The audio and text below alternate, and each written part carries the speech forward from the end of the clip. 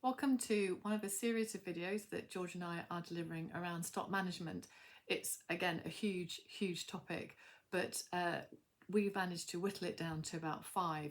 And today's topic is all about peak.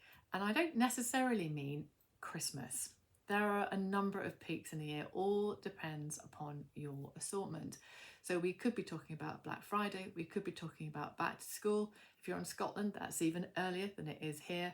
It could be Hanukkah, it could be Mother's Day. So there are lots of different peaks depending on your assortment, but they all need to be planned. And that's the key thing. And how do we plan them to make sure that we get the best results? Well, one of the key things to remember is that peak follows the life cycle of the introduction of products that you buy for this period. It goes through a period of growth, maturity, and decline. The thing about peak is this all happens so much more quickly than normal. So you have the introduction, the very rapid growth, and then you hit maturity, and at that point your sales then decline rapidly. So how do you manage your stock in this situation? Well, it's not a breeze and it's quite tricky. But when you're planning your assortment, look about what happened last year. What went really well last year? What can we incorporate into this? What didn't do quite so well and why? What mistakes were made and can we avoid them or can we improve them this year? And is there anything else that's happening that may well impact us this year? So what external forces are there that may change the way that we're planning? Set up your forecast. I have to say that I'm a real believer that an accurate forecast can take you quite a long way. So when you're creating your forecast, again, have a look at what happened last year, make allowances for perhaps supplier issues or availability, and make adjustments for anything that may impact it this year. So an accurate forecast is absolutely key.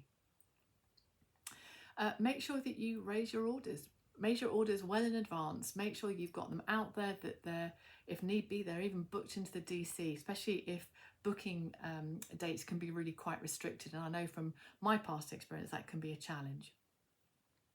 And then think about the store itself. Where do you want to put your stock? We talk about the silent salesperson. So we put stock at the end of a fixture that's at the bottom of the escalator. We put them at the point of sale by the till points. We put signage up to alert the customer that this period of high sales is coming and what the reason is.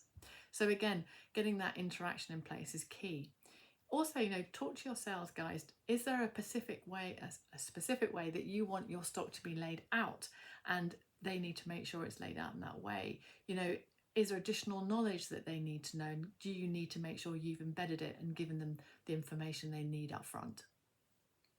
If we're talking about online, we talk about SEOs. Make sure you've done your analysis. Make sure that you've talked to the online teams and that your products are in the best place to really maximize those sales. And then as we go through that demand, as we go through that period of growth and we go towards maturity, we need to constantly monitor our demand. Is your demand hitting the forecast you're anticipating?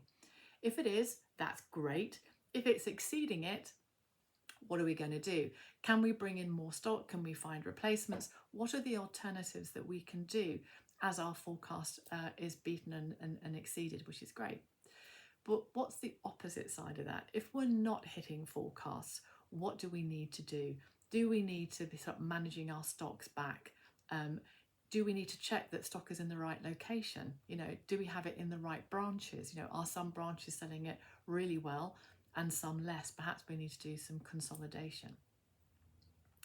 And then as we approach that last bit of peak, this is where we seriously manage those stocks down. And if you think about it in a kind of pictorial way, you stop ordering as you come into your peak because you want to hit the peak, and then peak eats all your stock down. So again, we really want to manage stock so that ideally, if we were thinking about Christmas, just to put it out there, you sold the last bauble as you shut your door to your shop on the last day. That would be our absolute aim, but that very seldom happens.